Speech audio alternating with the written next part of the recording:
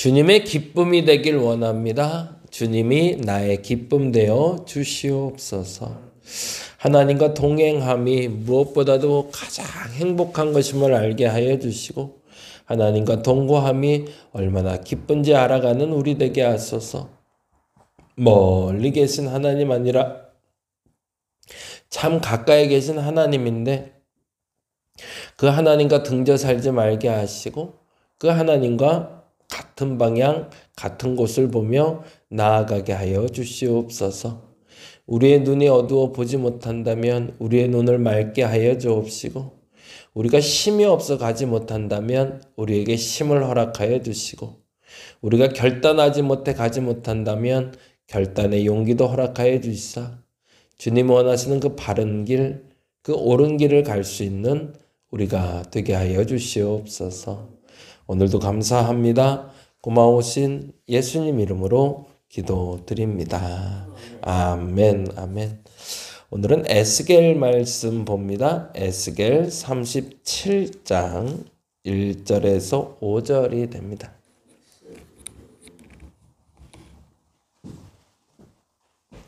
에스겔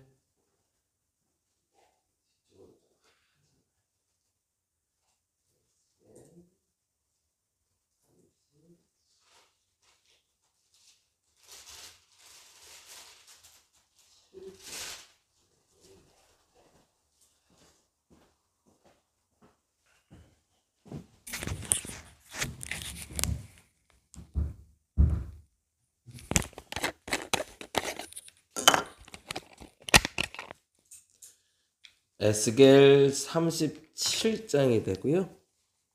1절에서 5절까지만 볼 겁니다.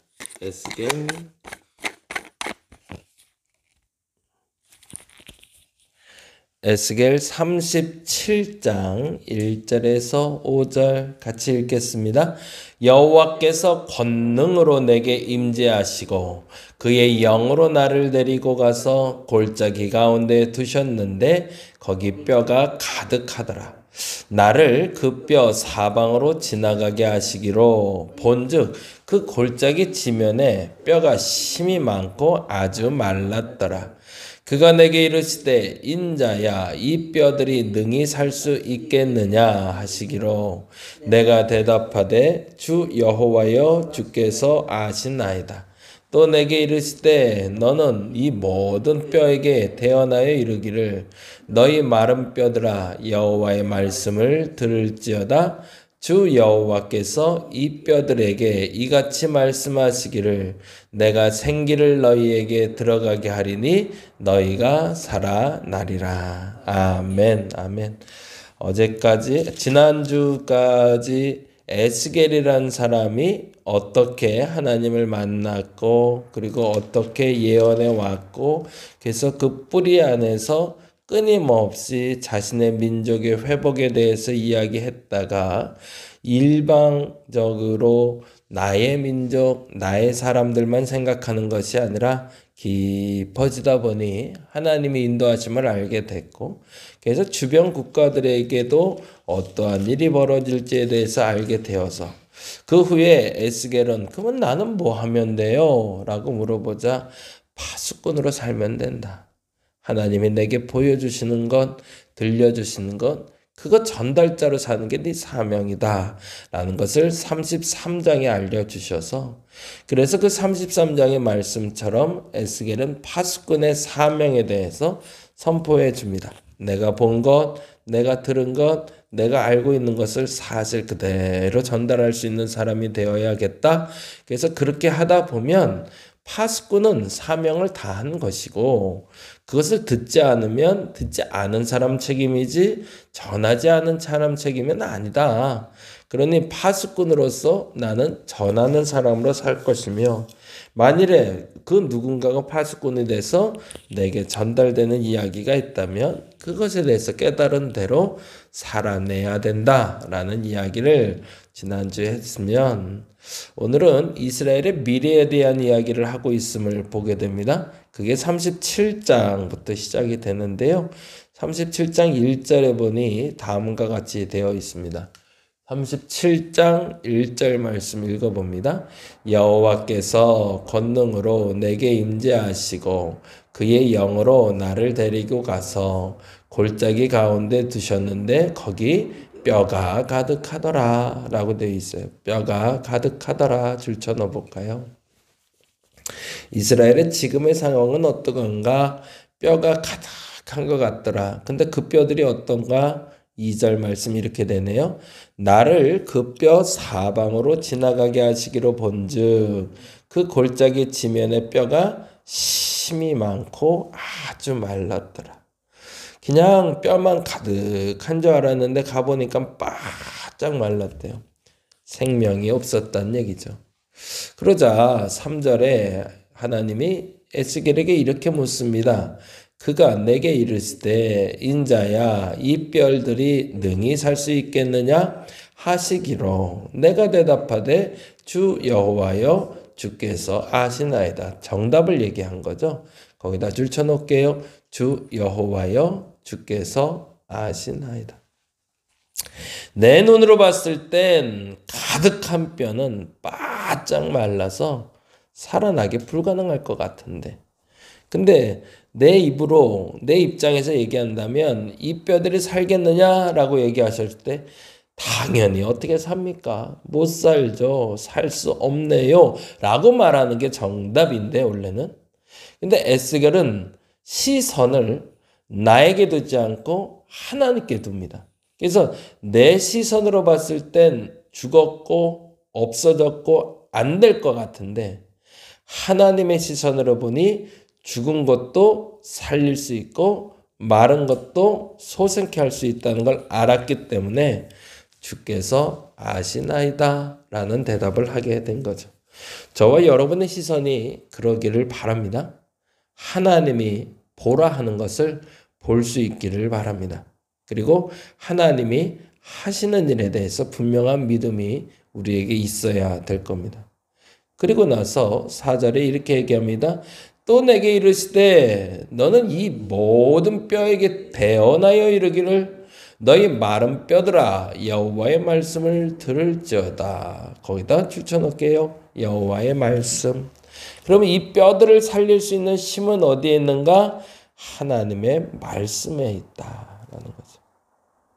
그리고 그 말씀을 들은 뼈들이 어떻게 되는지 봅니다. 7절 말씀입니다. 같이 읽어볼게요. 7절.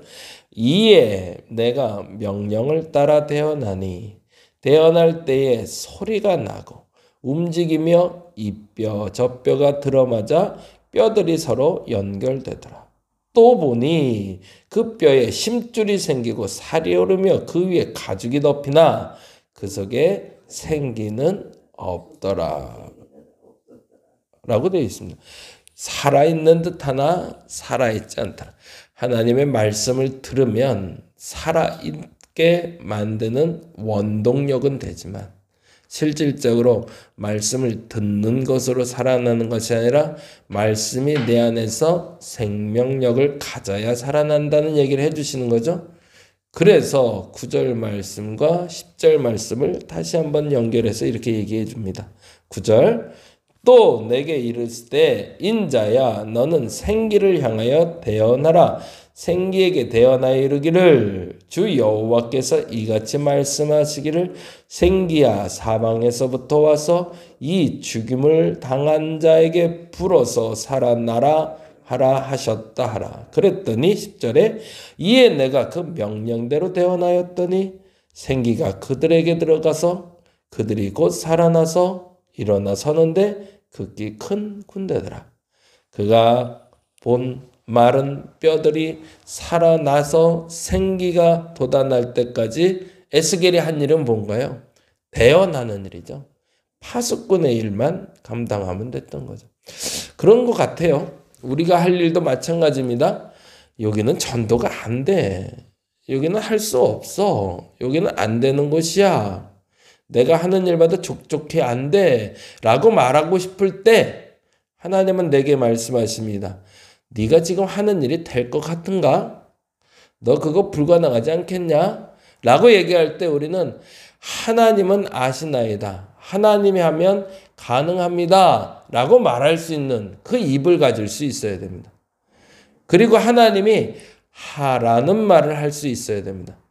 그러면 그 파수꾼의 역할만 감당하게 되면 하나님이 살려야 될 것은 반드시 살리시고 죽일 것은 완전히 죽이신다는 거죠.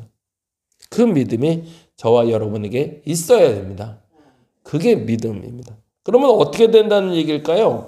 실질적으로 비유는 마른 뼈들이 바짝 말랐다가 말씀을 듣고 살이 붙고 근육이 붙어서 살아있는 듯 보였다가 하나님의 생기가 들어가 살아난다고 얘기했지만 궁극적으로 이 말은 이스라엘이 다음과 같이 된다는 얘기입니다. 17절 말씀 봅니다. 17절. 37장 17절 같이 읽어보겠습니다. 그 막대기들을 서로 합하여 하나가 되게 하라. 내 손에서 둘이 하나가 되리라 되어 있습니다. 무슨 말일까요? 과거의 이스라엘은 포로 이전엔 북이스라엘과 남유다로 나눠져 있었지만 실질적으로 그 말씀으로 군대처럼 일어나게 된다는 건 두 나라로 되었던 이스라엘이 이후에는 한 나라가 될 것이라는 겁니다. 이건 우리의 꿈이기도 하죠.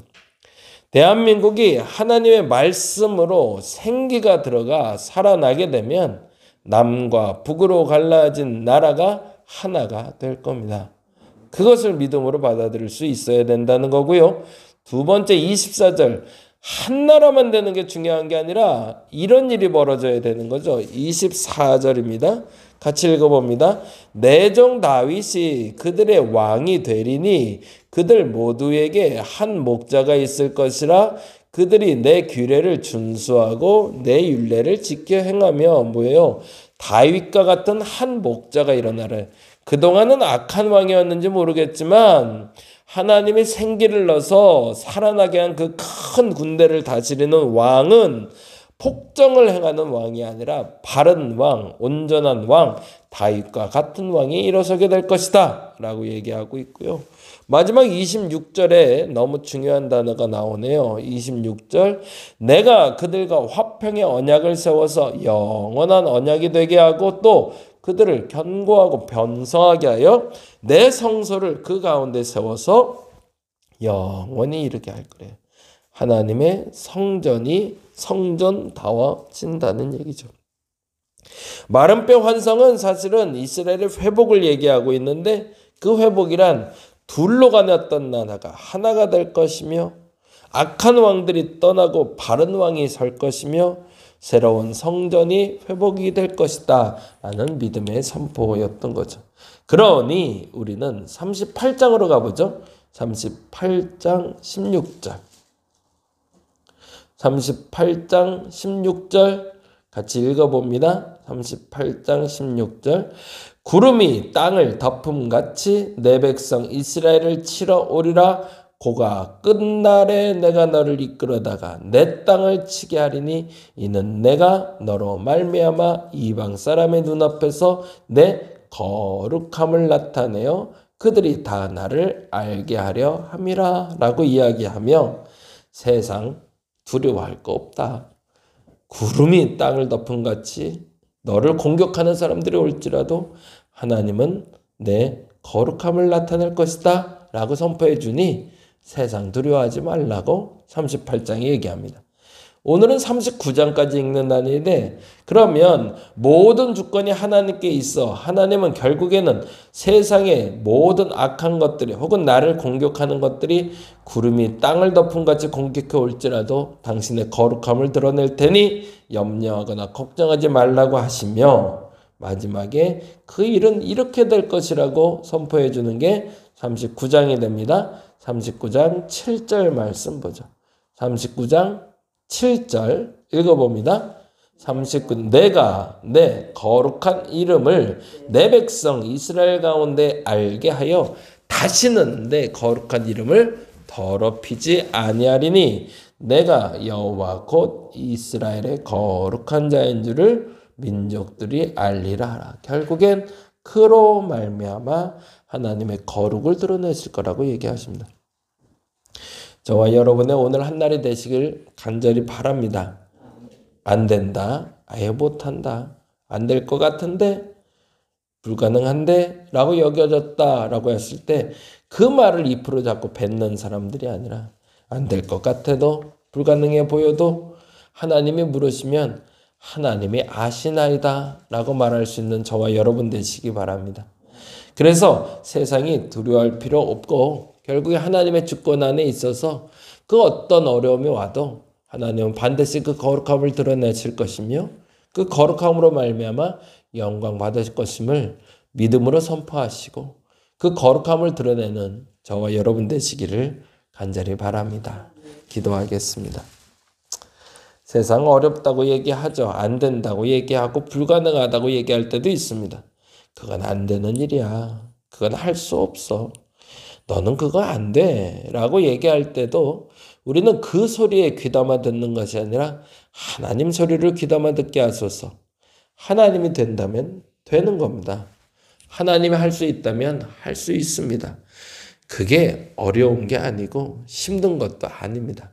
우린 단지 그분의 말씀을 믿고 대언하기만 하면 됩니다. 근데 내 입술은 하나님의 말씀을 대언하는 것이 아니라 내 생각을 대언합니다. 그래서 내 판단, 내 생각으로 안 되는 건 무조건 안 된다 생각하고 될 건 될 거라고 생각하는데 그게 아니라 하나님이 된다면 된다고, 하나님이 맞다면 맞다고 말할 수 있는 우리가 되게 하여 주옵소서. 하나님 간절히 원하옵기는 우리 안에 거하는 모든 문제, 근심, 걱정들 털어낼 수 있는 용기를 갖게 하여 주시고 그래서 그 어떤 상황에도 하나님의 거룩함을 드러낼 줄 믿사오니 그 거룩함을 믿게 하여 주시옵소서. 보라의 태중에 아이가 있는데 아이가 지금 거꾸로 있다고 합니다. 그래서 염려가 돼서 지난주부터 기도하고 있는데 하나님 그 아이의 건강을 지키시고 또한 산모의 건강도 지키시사 하나님 모쪼록 그 모든 것이 다시 온전해지게 하여 주시고 그래서 근심보다 걱정보다 감사가 있게 하여 주시옵소서. 감사합니다. 고마우신 예수님 이름으로 기도드립니다. 다 같이 기도하고 돌아가도록 합니다.